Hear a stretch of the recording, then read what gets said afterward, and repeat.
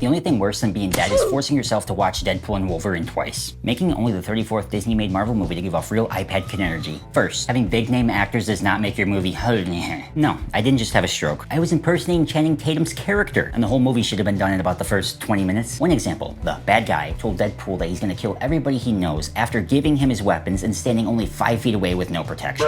At least this movie is an easy watch if you're sleeping or if you're doing something else and you're in the other room. Worst of all is knowing that either hero can't die, so what's the point in them A, fighting and being scared of anything? Call me a salty cook stans, but I can agree the audio is mint ice cream. And with an alright soundtrack for the boomers. Based on how smooth the camera work was, I think the cameraman was looks maxing. Deadpool and Wolverine overall earned themselves a Gen Z 1 minute or less movie review rating of a 9 out of 10. 9. 9.87 out of 10. 5.4. It's so bad. I'd rather drop the soap in front of Bubba than watch the movie Trap again. If you watched either of the trailers, you would have seen practically the whole movie, besides the twist. In my opinion, it's more of an advertisement for Shyamalan's daughter's music rather than it is a work of art. This Swiss cheese of a film had a very predictable story and will not hold up to the classics of M. Night Shyamalan's past. Now, the good of the film, I was glad it was shot in a way that actually brought like emotion and a feeling as if you were in a concert and the atmosphere was just big, boisterous, and full of people. Everything sounded clear and the music would be perfect for you if you still get your music recommendations from the radio or teenage girls. Gross. I was really excited to see this movie, but I was really let down, and that's why it earns itself a Gen Z 1 minute or less movie review rating of a 3.8. Hold up, just in case that wasn't enough for you, here's a little review from a millennial. It's a 3-2. Probably the worst Shyamalan movie ever created. He just gets worse and worse every time. Arrivederci.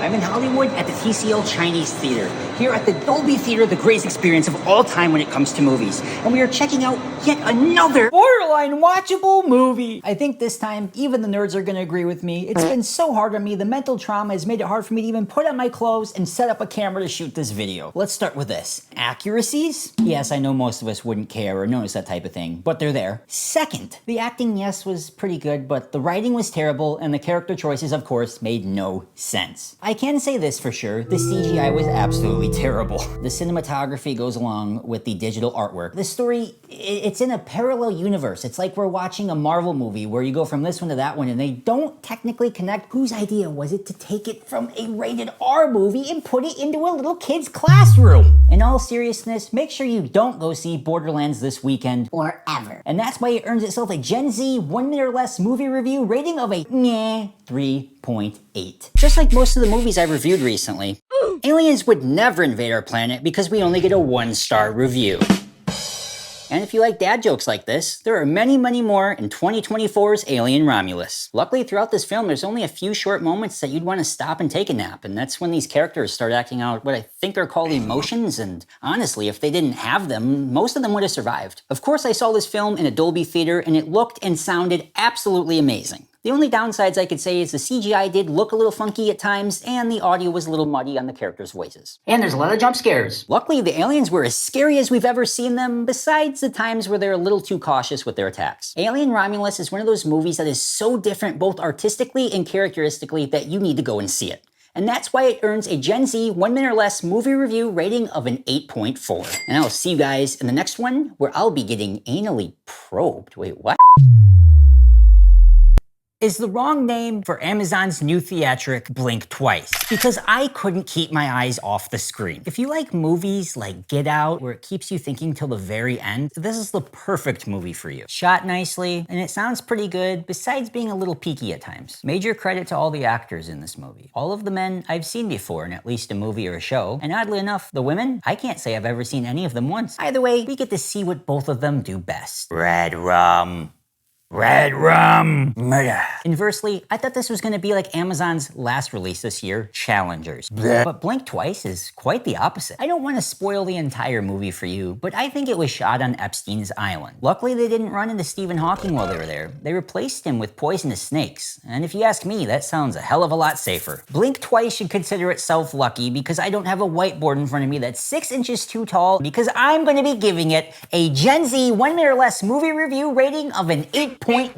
And that's why. In my reviews, I'm usually quite silly and lighthearted, but today's gonna be a little bit different because we are talking about the movie City of Dreams. Inspired by true events, we follow a young Jesus who is smuggled over the border with promises of becoming a soccer star. Little does he know, he's actually being taken to work in a sweatshop. Luckily for Jesus and his new forced family, they're all set free after cops raid the sweatshop. But sadly, in the real world, this doesn't always happen. If you guys would like to support the cause and or see the movie, check this link out here. You can buy tickets, rent out a theater, or donate tickets for someone who can't afford it. Back to the film. It's shot quite amazingly with a first person and a third person point of view, as well as a great soundtrack that captures the emotion. City of Dreams is everything a movie should be. It's not only spreading a great message, but it's also entertaining. And that's why it earns a Gen Z 1 minute or less movie review rating of an 8.1.